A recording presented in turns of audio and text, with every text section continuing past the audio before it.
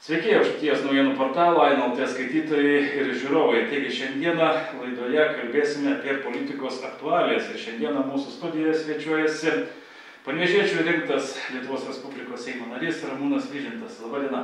Labadiena. Taigi beveik metai, ar ne, ponas Seimo nary, kaip esate Seimo nario, sakėte, ar taip įsivaizdavote politiko gyvenimo, politiko darbo, tas politikos užkulisius? Ar čia jums, kaip sakoma, pamoka, krikštas? Politika man nesvetima jau 25 metus, tai 5 kartus buvau savivaldybės tarybos nariu išrinktas.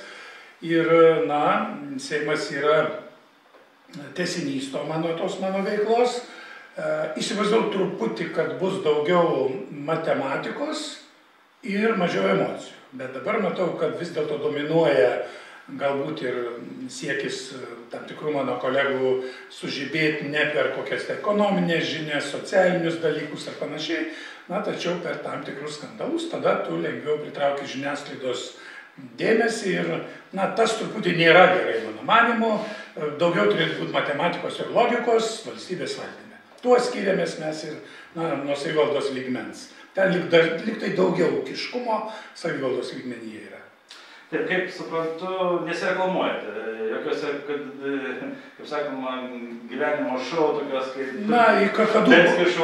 Į Kakadu tikrai buvau labai kviečiamas, bet supratau, kad ne mano formatas yra Kakadu, taigi maloniai jiem nusišypsau tačiau nesu dalyvis, kad rodyčiau kokius tai savo, rūbelius ar kokius tai pomėgius ar rankinukus, kaip moteris rodo. Taip, taigi buvo toks įdomus dalykas, čia dabar vaikšto džiaugas civilių žmonių, visuomenės tarpe, sako, kasmet po naują vyriausybę. Sakykite, kodėl buvo griūtis įvyko vyriausybės, kodėl Paluckas buvo vis dėlto priverstas atsistatydinti? Paluckas buvo priverstas atsistatydinti, nes padarėme mes, jam vadovaujant, būnant ministrų pirmininku, tai tokius, sakykime, gal esminius dalykus, tai žinote, pensijų reforma antros pakopos, administravimo mokestis berods 0,5% ir ten kiek tų milijardų yra. Tai palietė labai didelės, jėgas turbūt, galimybė, kad šitų pinigų į administravimo neteks, jeigu dalis pasitrauks, o kaip suprantu, kad tikrai nemaža dalis pasitrauks. Tai antras dalykas. Bet tai nereiškia, kad turbūt dabar bus atšauktas. Ne, jokio būdu, nes nesikeičia dauguma, yra ta pati, šitas sprendimas nebus kvestionuojamas, nors ten konservatoriai bando kažką tai klybinti šitą dalyką, jis nebus atšauktas jokių būdų, žmonės tikrai galės įsimti pinigus. Antras dalykas buvo, tai yra mokesčių reforma. Pagalvokite, buvo paliesti žmonės, tie, kurie niekada praktiškai nemokė mokesčių. Tai yra notarai, advokatai, verslo konsultantai. Tai prasme, ne patys mažiausiai uždirbantys. Tai galbūt, sakykime, Vilniaus burbulė daugiausia uždirbantis, bet ne visada sąžiningai, tokie įstatymai, aš neskau, jis sąžiningai mažai mokėjo mokesčius. Kiek reikalavo valstybė pagal įstatymą? Taip, tai reiškia, pagal įstatymą sąžiningai mažai mokėjo mokesčių ir ta mokesčių reforma buvo antras faktorius, kuris, sakykime, suvienijo tam tikras jėgas. Ir aš manau, kad turbūt ne paskutiniai vietoje, trečioje, tai yra numatomi mūsų auditai. Tai laukime audito medžiagos, aš pats esu audito komitete ir artimiausiu metu gausime tiek Igničio, tiek LRT ir dabar nesenai visai naujoji premjerė Ruginienė pasakė, kad audito gal bus ir daugiau. Tai tie trys faktoriai privertė, tada labai pradėti domėtis gerbiamo mūsų panevėžiečio Palucko, reikalais, ir ten, būkime atviri, išlindo tam tikros įlos iš maišo ir pasekmei turime naują vyriausybę ir naują premjerę. Tai susidėjo tie trys faktoriai ir tam tikri praeities, kaip dabar vadina, praeities skeletai išlindę iš Palucko spintos. Tai kompleksas. Kiek pamenu, dėl Iltė jis nebuvo įkūrė. Bet jau po to ir, kiek suprantu, premjeras pasakė, bet straipsnių tai jau nebesugrąžinsime. Taip, tai ten asmeniškai jis tikrai nėra paliestas, galbūt paliesta jau kai kurie kiti verslo partneriai, galbūt ir brolis, bet jis nėra paliestas. Ir dabar buvo interpeliacija, bandė daryti jam konservatoriai. Ta interpeliacija balsų dauguma. Berods vakar rytiniam posėdį atmetėm. Taip, kad turime naują ministrė pirmininkė, dalinai pakeista vyriausybė, bet ta socialdemokratinė tokia išlieka linija, Inga Ruginienė, profsąjungietė ir tikrai socialiniai dalykai, jie yra svarbus. Tai tie trys kertiniai mūsų, tęstinumas yra, tie trys kertiniai dalykai išlieka, tai yra socialinis saugumo stiprinimas, rekordinės investicijos į gynybą ir žmonių pajamų didinimas. Tai kaipgi buvo su ta gynyba, čia dabar visi kalba apie tos mokesčius, tai yra 5 procentai, iš 5, 4 su kažkiek. Atupelis labai įdomiai reiškia, kad šiandien straipsnį skaičiau, tai yra bobų pasakos. Ne, tai ne bobų pasakos.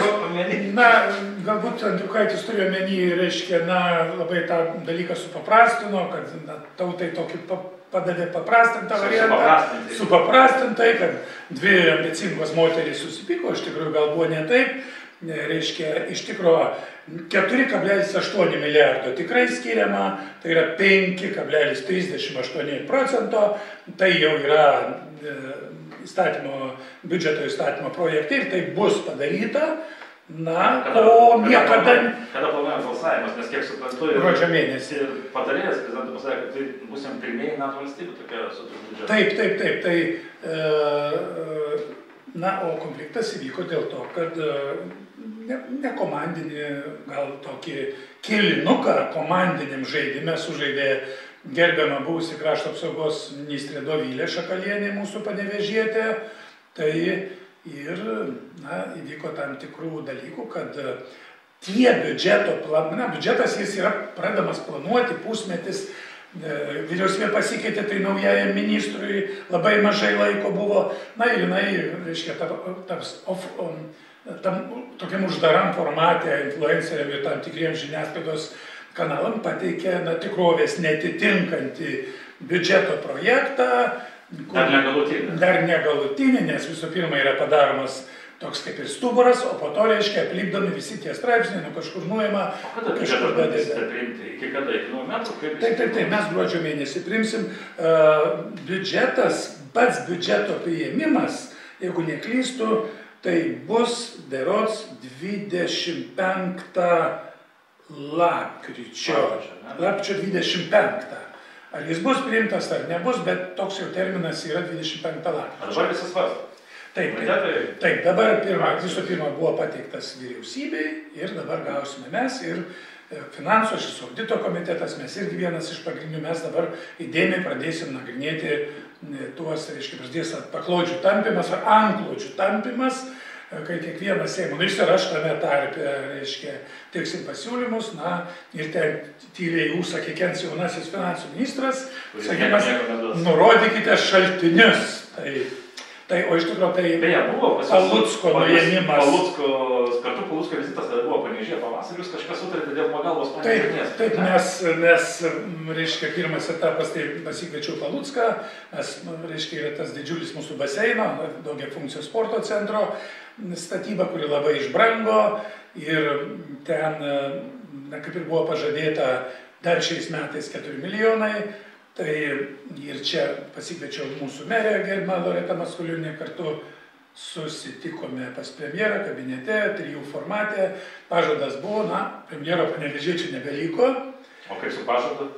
Tai aš labai intensyviai dirbu, man atrodo, kad ne tokia didelė pinigų suma, bet dar šiais metais man atrodo, kad pagalba Panevėžiui gali ateiti, vėlgi apeliuoju Palucko ryšius su Ruginienė, nes dėl to jis ją buvo paskyręs ministrė, kalbėjau su pačia premjerė ir su sveikatos, tai yra su ministrė švietimo ir sporto ministrė Raminta Popovienė.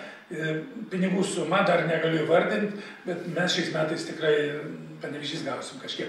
Ir aš aišku pasiūlymą pateiksiu ir kitiem metam. Kiek tai vystysi, žinau, kad labai nedidelė suma skirta berods visai Lietuvai tokiem projektam apie 21 milijonas. Tai ar ten skils Panevėžiui vėl atskiras lobistinis darbas? O kaip jūs žiūrite, sakykime, koalicija buvo vėl iš naujo kuriama, pasitraukęs Skvernelis. Kaip jūs vertinate, sakykime, Žemaitaičio tos pasisakymus? Man patiko šiandieną, kur čia buvo parašyta, Ruginienės premjeras, tik jis tik kalba, sako, nieko nedaro. Na, iš tikrųjų Žemaitaitis ir jo, reiškia, frakcija balsuoja taip, kaip yra sutarta. Balsavimuose nėra jokių problemų. Tokios didelės dramos nėra, kaip išpučia žiniasklaida. Iš principo tai yra labai stipriai veikia konservatoriai. Tas, kad ne tuos tauta išrinko, tai jau mes šitą girdime, nu ne tuos išrinko. Turi vis dėlto išrinko konservatorius ir išrinko ne tuos. Tai dabar esmė yra bet kaip kalti pleištą tarp mūsų. O, na, Žemaitaičio liežuvis, savaime aišku, yra irgi palaidas.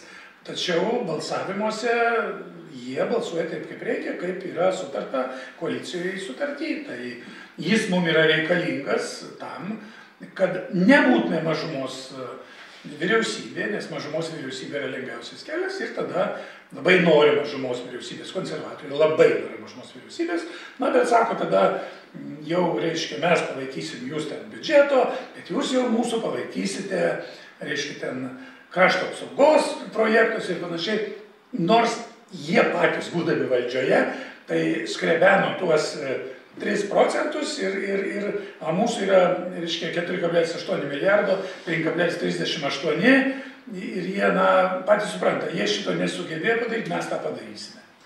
Kaip jūs rinktas vienmandatėje, Nevėžio rinkimo apygardoje, kaip jūsų santykiai ir vyksta darbas su rinkėjais? Tai aš, kai Seimo narys, 7 tikslinės grupės buvo pasikvietęs, tai buvo bendruomenės, taip į Seimą, gauna ekskursiją šachmokų transportą, gauna ekskursiją labai gražią su puikiu gidu Seime ir po to mes diskutuojame, šnekame apie problemas, nepavardinsiu, tai buvo labai, mano to rinkiminėje apygardoje labai aktyvios bendruomenės, Liekupė bendruomenė buvo, Pušalų bendruomenė, Rožino bendruomenė ruošiasi važiuoti, buvo Pajuostės įgulų aptarnavimo logistikos darbuotojai, buvo mokytojai, buvo dabar, buvau pasikvietęs Siaurojo Aukštaitijos geležinkelį.